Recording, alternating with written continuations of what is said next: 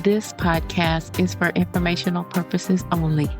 Personal views and opinions expressed by our podcast guests are their own and not legal advice, neither health, tax, nor professional, nor official statements by their organizations. Guest views may not be those of the host.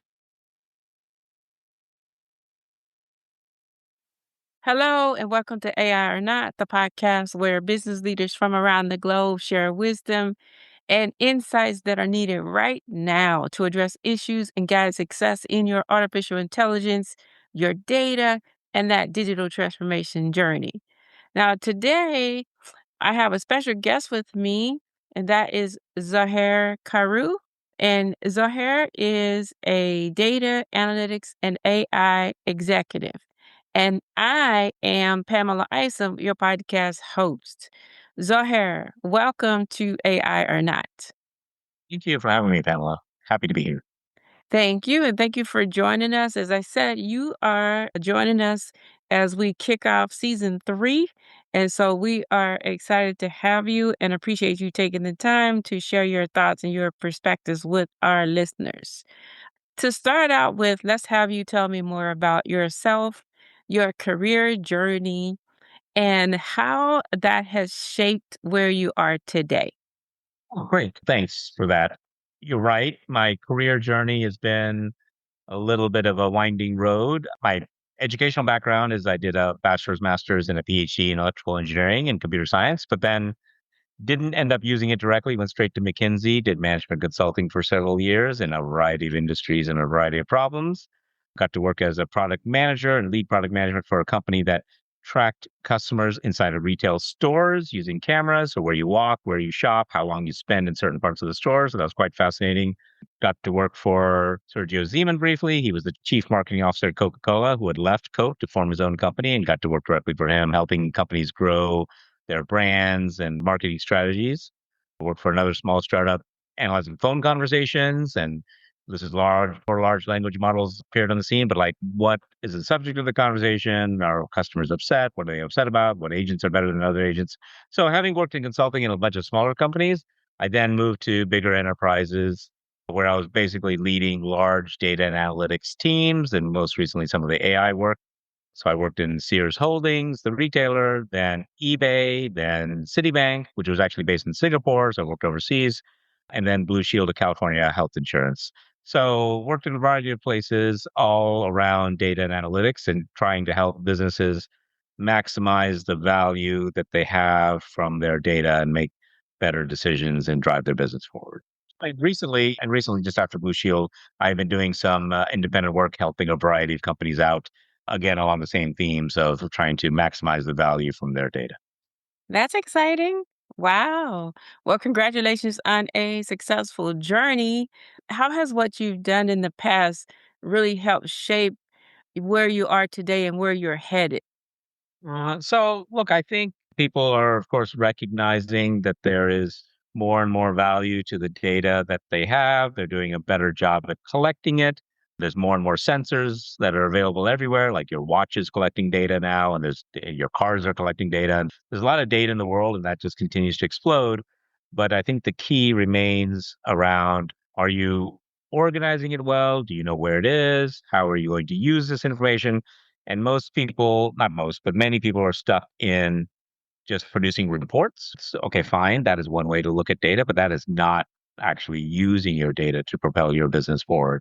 And so, what I'm trying to do is really take a business focused lens, not a technology focused lens, but a business focused lens to what problem are you really trying to solve? And how can we, of course, apply technologies to help you solve them? AI and generative AI, of course, are brand new technologies that have appeared in the last couple of years to help you get there faster. But at the end of the day, it's just a tool like other tools. You still need to know what problem you're solving and not get caught up in just shiny object syndrome, but really focus on what you're trying to achieve as a business. Do you think we're doing a good job of using data to propel our business? In general, I mean, I think it happens in pockets, okay, but there are still many, I'll call them legacy companies that are still, I'll call it, using data to maybe check their decision, but they're not using data to make their decision. Okay. And the reason that they're not necessarily using it to make their decision is it's hard to access or hard to analyze. Like, okay, should I stop this marketing campaign? Well, I'm not sure. Okay, maybe I got to ask this other team and wait a few days for the answer, but forget it. I'll just decide on my own, right? And so it's you got to put decision making capability, decision making intelligence in the hands of like everybody in the enterprise, right? So you need cleaned up data that, of course, that everybody operates on. You need to connect those dots across the company. Like, did you connect your website data with your call center data? Connect everything together and give people a way to ask and answer sort of intelligent questions. And some of them are predictive in nature, like, is my call volume expected to go up next week? Okay, that's a legitimate question. Well, how are you going to get the answer to that question, right? And looking at a report, it's probably not going to get you that, right? And so, how everybody's making decisions on a regular basis in any company. I think the question to ask yourself is, are you making those decisions based off of data and intelligence, or are you making them and then, based off of just your own experience? Okay, that's good. So tell me more about this rental subscription algorithmic activity that you have going on. Tell me more. Yeah. So one of the companies I'm helping out is called Tailor, Taelor, Tailor.ai. And it is a men's clothing rental subscription company designed to basically deliver, human stylist slash algorithmically chosen clothes to you to help you kind of succeed in your life, right? Like maybe you're trying to do better in your career. Maybe you're out on a date night, maybe you're whatever, but like clothes are a means to an end. And like you want to present yourself as more confident or more successful or whatever your reasons are. But like I said, clothes is one way to get there. And we help you get there through clothing. And so we try to understand who you are as a person, of course, your measurements and all of that, but actually recommend clothing to you and they ship it to your house. You wear it, you ship it back. No laundry, no anything, just ship it back, you get new clothes, right? And so the hard part about this problem and algorithmically is you're trying to both understand a person, which is its own complexity, right? Like what's your style? What do you like? Of course, what is your size and things like that? What brands do you like? Why do you need these clothes? With the clothes themselves, like, is this edgy shirt a conservative shirt? Is it long? Is it short? Is it stretchy? Like everybody who's ever shopped for clothes knows that a small is not a small is not a small, right? Or a medium is not a medium, right? And so, how do you both understand the clothing and understand the person and make this match right together? So it's a hard problem. And then you layer in other things like contextual information, like the weather outside matters, and if you're traveling on vacation that month, then that matters. And there's a whole bunch of things that matter. So, but it's an interesting problem with, I think, an interesting problem space. It's targeted at men who don't have the time or the interest or the skill, frankly, to really dress themselves, if you will, right? And it is about not left to your own devices. You might keep wearing the same stuff you wore in college, but like, how do you really push the boundaries of what could look good on you? And like I said, we're using a combination of human stylists and algorithmic approaches to try to solve that problem. This includes AI and data and any unique algorithms or anything you can share there? Well, of course, it's using AI and some of the large language models to try to determine, what typically goes with what, right? Like you wouldn't wear the Hawaiian shirt with the dress pants. Okay, got it, right? Like what things typically go together. So it's using AI and of course a whole bunch of data about you as a person. Also, you can review items and like, I like this shirt. I didn't like this shirt. If this was a long, short, tight, whatever. We use that as feedback as well to improve the algorithm and make better recommendations in the future to you. So, What are some lessons learned that you can share with us? look, broadly speaking, not just about this rental problem, right? But lessons learned. Some of the big lessons are it is one is easy to get caught up in shiny object syndrome, if you will, and say, look, we need to do some fancy AI stuff. Like some vendor presented to me, we got to try that. And you're just doing things for the sake of doing them, and you've lost sight of what problem you're actually trying to solve. And it's always important to keep that front and center. What problem are you actually trying to solve? Because, like I said, this is just a tool to help you solve it. There are many tools that you could use. So never lose sight of that. Always, and also another lesson is How will you know it worked? Like people implement things without any sort of measurement, if you will, plan behind like, okay, we did it. Like, you're great. Are things better? I don't know. Are they better? How would you know? Right. And just because you turned something on or piloted something may or may not mean you made an impact. And so thinking about that, another lesson learned it is the data is critical. People often ignore what I'll call the janitorial work of cleaning up their data. And they're like trying to point these powerful tools at data that sometimes there's multiple sources of truth in an organization. And then even the AI doesn't know whether is this column called sales the right one or is this column called sales the right one. Like, I don't know which one's the right one. Right. And so if you haven't really figured it out internally, you're just going to point machines at this problem and create confusion. Right. And so that is another, certainly a lesson learned. I like it. I appreciate the comments here. So now you and we had some interesting dialogue. And one of the things that we talked about is missed opportunities with respect to AI in business. I would like you to describe and share with the listeners some real and missed opportunities that some of those that we talked about, but and then some. Well, the missed opportunities haven't happened yet. So, but I think, look, the broad statement I would make about AI is that a lot of people are using it to improve existing business processes. I currently have this business process. It takes me a lot of manual effort to do this process. I wish I had a tool to help me do it, like summarize this legal document or help the agent write notes at the end of a phone call or whatever. I mean, there's a series of things every company does, and you are absolutely right. If there's something that's very manual, there is likely some sort of, I'll call it AI approach that could help you make it faster, better, cheaper, right? And a lot of places start there. A lot of AI projects are around cost efficiency and trying to remove costs from the system. It's a perfectly reasonable place to start. But that will generate some value, hopefully, if you do it right and actually scale it and actually try to take cost out of the system. If you're not careful, you just add cost to the system and you didn't change anything. Like, okay, change management is a big part of implementing AI.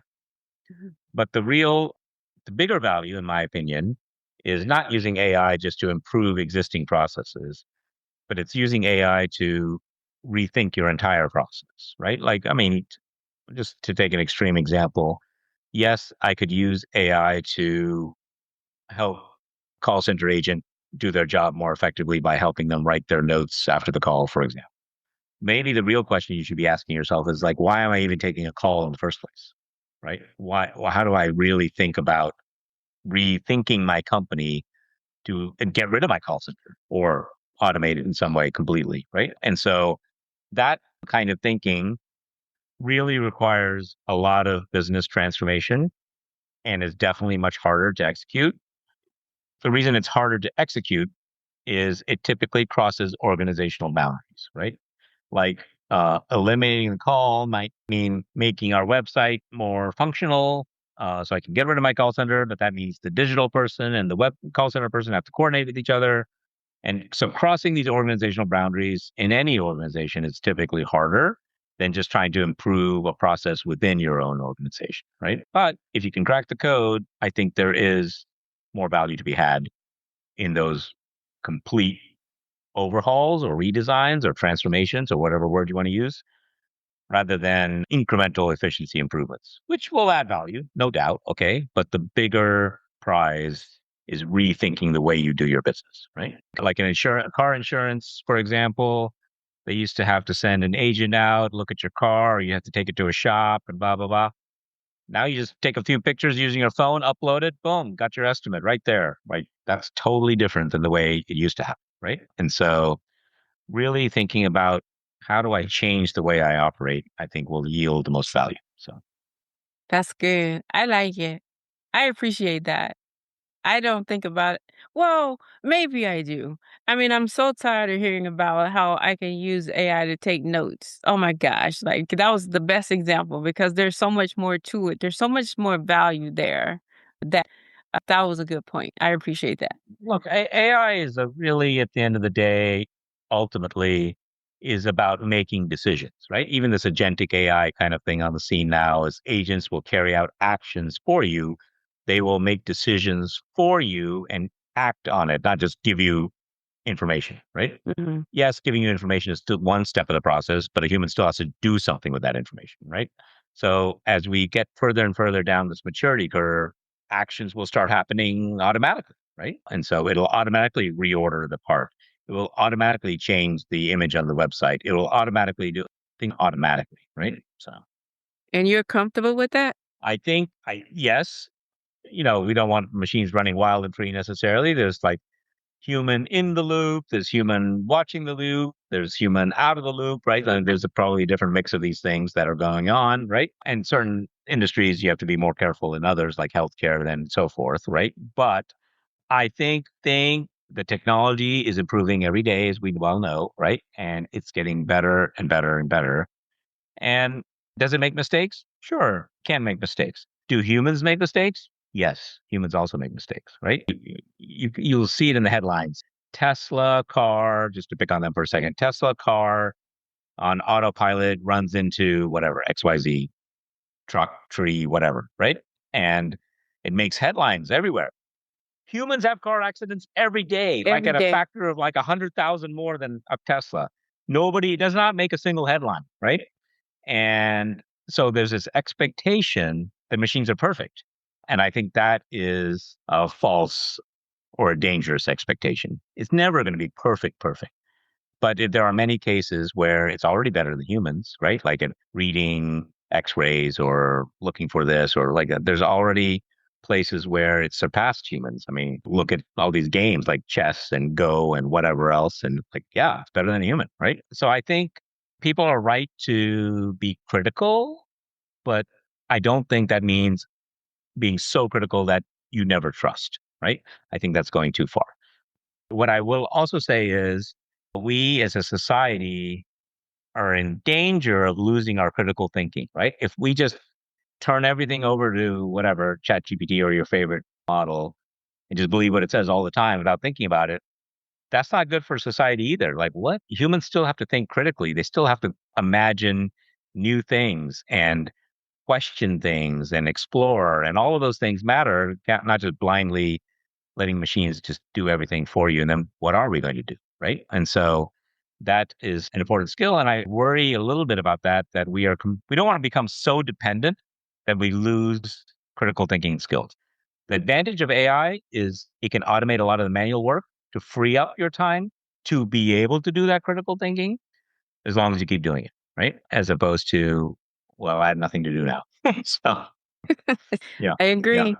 Yeah, and it's true, and it's so easy to fall into that trap, and it's a trap, and it's easy to fall into that space, and then you're making big time mistakes. Let me just say this. I know somebody, this is your time to talk, but let me just tell you this.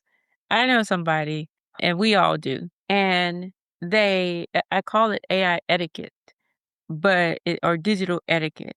So Yeah. 2 things have happened, and I'm just like, I'm asking to teach a class on it. I'm about to go teach a class on this. So one is they get AI to write the emails, and then they turn around and send that email to you, and you can tell that they haven't read your email. They haven't read their email. They haven't read their responses. They haven't read anything, and they turn around and send it back to you. So then when you ask them about it, they can't answer you because they don't realize what they've written. It's just nuts. You don't do that. That just seems like it's not good etiquette. Yeah. Yeah, yeah. No, you're right.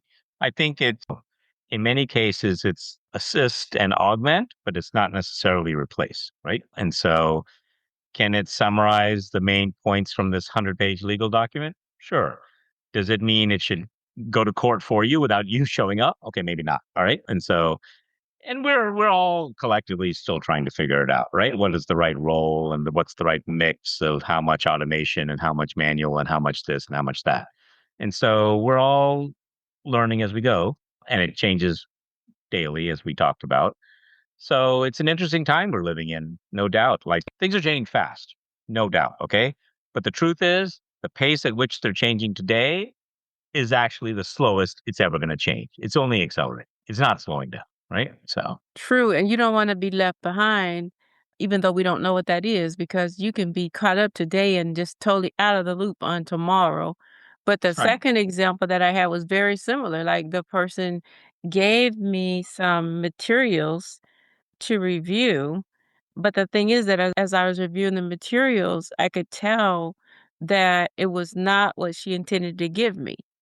And so we have to be really careful. So critical thinking is so important. So this is not just etiquette. This is like, okay, so this context is not fitting. Yeah. Sounds really good.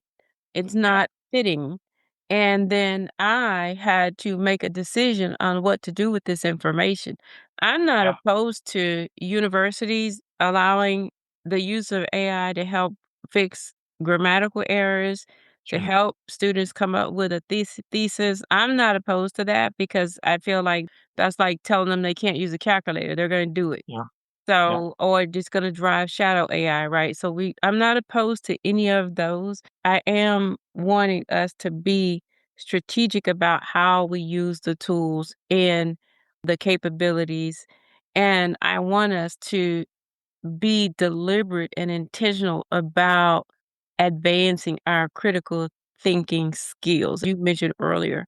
And so I think in school, in universities, in school, on the job, there should be exercises for our development so that we keep that requires us to look at how we cultivate our critical thinking skills in the midst of automation. Like there should just be some intentional activity. So that's my Yeah. perspective, but No, it's like the calculator is a good analogy. Like the fact that you have a calculator saves you from multiply this, carry the two, add this. Like, okay, fine. It saved you from all of that. But that just means you can now do more things faster, right? Like you would have spent an hour doing this calculation. Now you only spent like 30 seconds on it. So now what are you going to do with the other 59 minutes, right? Like, mhm. and so it's important, right? And in society right now, like let's say the Industrial Revolution years ago, it affected a section of the economy, right? And things went to factories and cars came on the scene or whatever, and it affected a section of the economy, and it took several years to make those changes. What is happening today is that we are in the midst of another revolution, but it's impacting all parts of the economy, like HR, legal, finance, engineering, medicine, whatever, like everything. And it's happening at a speed that we've never seen before. Okay. So humans have not been able to keep up with this change, frankly. Right. And so will jobs get eliminated? Yes. Will new jobs be created? Yes. Okay. But we're in the middle of it right now. Okay. And so it's unlike something that took 5, 10 years. This is happening like in 18 months. Like what's happening? Right. So that's what's going on. So let me ask you this. Think about this for a minute. What is the most unique application of AI that you're aware of and why? I attended a talk recently about people using AI to help them maximize the yield of a winery. All right. And the way they did that was they had a little robot go up and down the vineyards, taking pictures of every single vine and the grapes associated with them, the leaves and whatever. And they combined with their location of where they were, they knew exactly how much water or how much fertilizer or how much whatever each individual plant needed to maximize the yield from that plant. And for the same acreage, they could boost production significantly just because they understood it. And before, that wouldn't be possible. Okay. Or having a human look at every vine and study it and take some notes and let alone applying the different treatments. So I thought it was quite innovative using AI in agriculture, frankly, right? Like we're not talking about using AI in like so-called white collar jobs only, right? Like AI can be used everywhere. And I thought that was pretty interesting and innovative and demonstrated results. And I had some of the wine, tasted great. So That's awesome. When you go back to your example of real opportunities in AI and business. That's a really good example there. Also, your rental subscription too, it's a good example. Yep. And so because it gets us thinking outside of the normal and thinking about what some of these possibilities are. And more so, the reason why we're having this discussion is because it's real. It's like it's really happening. So you're sharing experiences that are real and are happening today. And that's Yeah. good for us as we are looking at sharpening our business models and strengthening our capabilities. Yeah, look, I mean, look, the easiest way to get your head around it, in my opinion, is AI in its various forms are a way to help you make better decisions. And you're making decisions all the time in your professional life, in your personal life. What am I going to cook for dinner tonight? Like, can AI help you? Yes, of course it can help you, right? It knows what's in your fridge. It knows what this, that. Like it could figure it out for you, right? I could help you make that decision. And so that's the easiest way to think about it is what decision am I making? Could something help me make that decision? Right. And so and yes, it can. And I think we're just scratching the surface, frankly, of everything we could do. So, So, is there a myth that you want to clarify today? uh, okay, I'm not 100% sure this is a myth, but I believe, okay, this is a myth that applying AI is always cheaper than having people do it. I don't think that's quite true, right? And especially if you think about the worldwide population and their skills and, of course, their labor rates and things like that. Right now, people are paying a lot of money for cloud infrastructure and data centers and paying Snowflake and Databricks and Azure and everybody else and NVIDIA and whatnot, right? And so they're spending lots and lots of money. It's in the headlines all the time. And some of it, of course, rightly so, but they're also having a hard time justifying the ROI of that spend. Like, hey, you just spent $100 million on ABC. Did you generate more than $100 million of value? Okay, some of these things are hard to measure, right? And I think force fitting AI on top of every single thing may not necessarily be the most cost effective way to do it, right? And there's more things to consider than just cost. I recognize that, right? Accuracy and speed and everything else. But we don't need as many people because we're going to use AI. Okay, I think I think some of it has been carried to an extreme, right? So I like that. Clearly, I like that. Okay. So, what are your thoughts on making AI trustworthy? Is it possible? yes, I think it's possible. It also depends on how you define trustworthy. If you mean perfect, okay, that's a tall order. We talked about that. I think look, all of these AI algorithms and generative AI algorithms, they're all at the end of the day statistical in nature. You ask ChatGPT or like I said, any other model, Claude or whatever, a question, it will give you an answer. It's never going to say, I have no idea, I give up, right? It will definitely give you an answer. The question is whether it's, quote, the right answer, right? And so, but what you have to keep in mind is it's always making its best guess at what the answer is, always. And it's making that guess based on the data that you provided it. And what is actually almost completely magical to me is if you watch sort of anything do text responses, all it's doing behind the scenes, and I've programmed neural networks long ago in my undergrad days, all it's doing is predicting the very next word. Like if you type happy, okay, the next word is likely to be birthday, right? And it's guessing and it's saying birthday. And if you ever watch ChatGPT respond, it looks like a typewriter, like typing across the screen, right? And it's doing is predicting the very next word. Of course, it's using a huge amount of information to try to predict that next word, like your last several conversations, whatever it knows about you, the world going on today, whatever. It uses lots of input. But at the end of the day, that's the only thing it's doing is predicting the very next word. And the fact that it's able to spit out coherent paragraphs and everything else is honestly magical to me, right? But is it trustworthy? Look, it's as trustworthy as the data it was trained on. You give it a bunch of biased data, it's going to give you biased answers. All right. And you give it incomplete data, it's going to take its best guess. Is it going to be wrong? Yeah, okay, it might be wrong, right? And if you don't have the critical thinking skills, you won't notice it's wrong, right? Like, there are many examples on the internet of ChatGPT getting basic math things wrong, like add these numbers together. I mean, maybe not that simple, but it gets it wrong. And if you don't know any better, you're like, okay, looks good to me, right? And so, so I think, is it trustworthy? Yes. Can it be hacked? Yes. Okay. There's a whole area of like prompt engineering and whatever else going on, and people injecting bad things to data to lead you down the wrong path. So that's evolving. The security side of the world is also evolving. Data access is also an issue. Like, should everybody be allowed to see all data? Okay, probably not. Like in the healthcare world, certain people, like let's say the clinicians, can see your full medical record. Is anybody in the company allowed to look up Pamela's blood pressure? Like, I don't know. Should they be able to? Maybe not, right? And so, how do you control who sees what when you had sort of straight databases and say, okay, you're allowed to see these tables, not these tables? Great. Now you've got this little prompt that says, ask any question you want.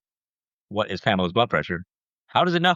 No, to okay, don't look over here, just look over here, right? It's a little harder of a problem. So the problems continue to evolve, honestly, as the technology evolves. Regulation is, of course, trying to step in, but regulation is always behind technology. And so interesting times, right? That we're all living in. It's definitely complicated. Yeah. Trustworthy is overloaded anyway, but then to associate it with that is I think is good intentions, but I believe that we have to get there as a people at large on what do we mean, and then how do we continuously evolve it. I like to integrate AI security, so I like the example that you just used because we have inferences that are made by these models, and we don't always understand what is behind the inferences that it's making, but pulling pieces of information from here and from there. And imagine you forget that the agent has access to B, but it actually Yeah. is communicating data based on C that it doesn't have access to. So Yeah. how'd that Yeah. happen? That's what's Yeah. happening, right? And so because it's piecing and pattern matching and doing more than that now.